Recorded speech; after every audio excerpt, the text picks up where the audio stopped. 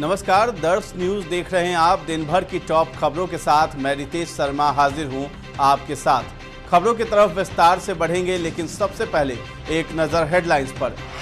लालू से मिलकर निकले पप्पू यादव की पार्टी का कांग्रेस में विलय। अशोक महतो ने खरमास में रचाई शादी, चुनाव में उतरेगी नई दुल्हन। झारखंड में इंडिया ब्लॉक में सीट शेयरिंग फाइनल। आरसीबी की नई जर्सी ने जीता दिल, कोहली ने मंधाना के साथ किया लॉन्च।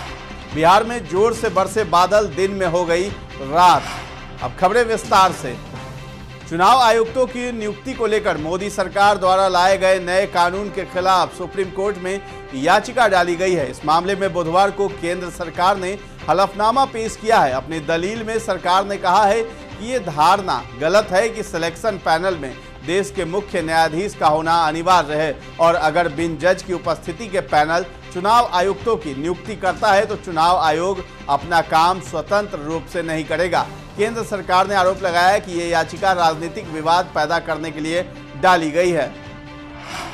नवादा जेल ब्रेक कांड और शेखपुरा के जेडीयू विधायक पर हमला मामले में 17 साल की सजा काटने वाले अशोक महतो ने शादी रचा ली है।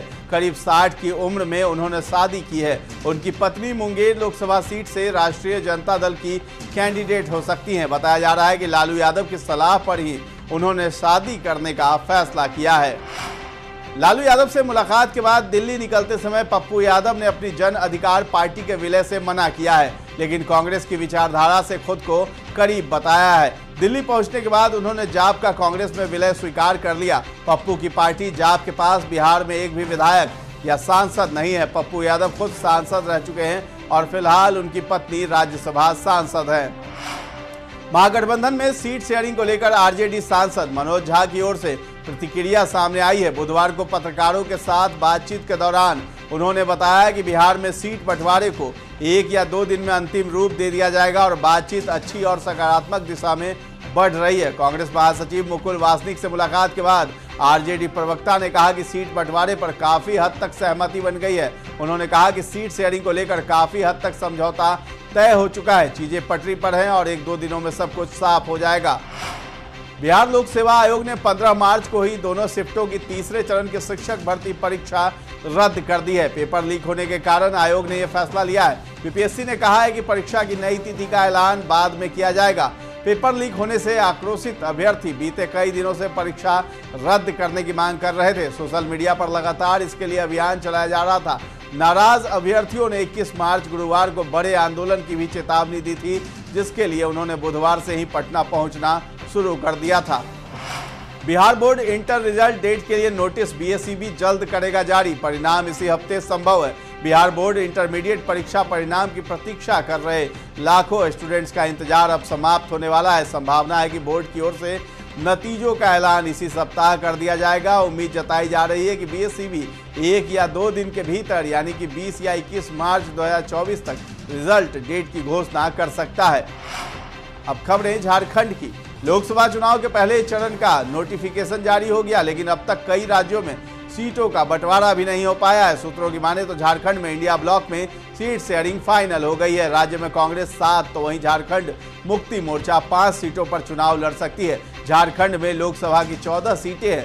सूत्रों के मुताबिक इनमें से कांग्रेस 7 सीटों पर चुनाव लड़ सकती है। वहीं झारखंड मुक्ति मोर्चा 5, राष्ट्रीय जनता दल 1 और सीपीआई-एमएल 1 सीट पर चुनाव लड़ सकती है। जहां कोडरमा सीट को सीपीआई-एमएल को दिया गया है, वहीं आरजेडी को चतरा सीट दी गई है।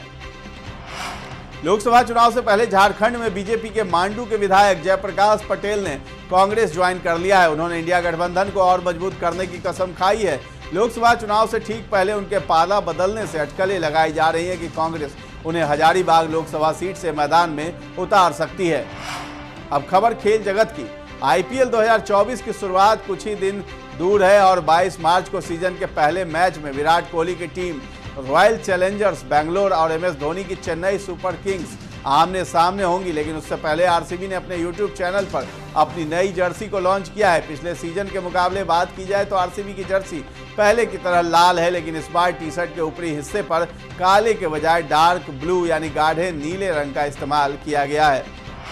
अब बात मौसम के मिजाज की। बादल अभी बिहार को राहत देने नजर नहीं आ रही है। प्रदेश का बड़ा इलाका बेमौसम बारिश और ओलों से परेशान है। मौसम विभाग कह रहा है कि फिलहाल राहत नहीं मिलने वाली है। अगले 2 दिन तक बारिश और ओले गिरते रहेंगे। विभाग ने किसानों के लिए अलर्ट जारी किया है। आज भी कई इलाकों में बारिश हुई। गया में तो दिन में अंधेरा हो गया। बुधवार को दोपहर 3 बजे गया में भी मूसलाधार बारिश हुई। इससे जनजीवन अस्त व्यस्त हो गया है। बारिश के दौरान पूरे आसमान में काले बादल छाए हुए थे। दिन में भी लोग गाड़ी की हेडलाइट जलाकर चलते दिखे। तकरीबन 1 घंटे तक लगातार बारिश हुई।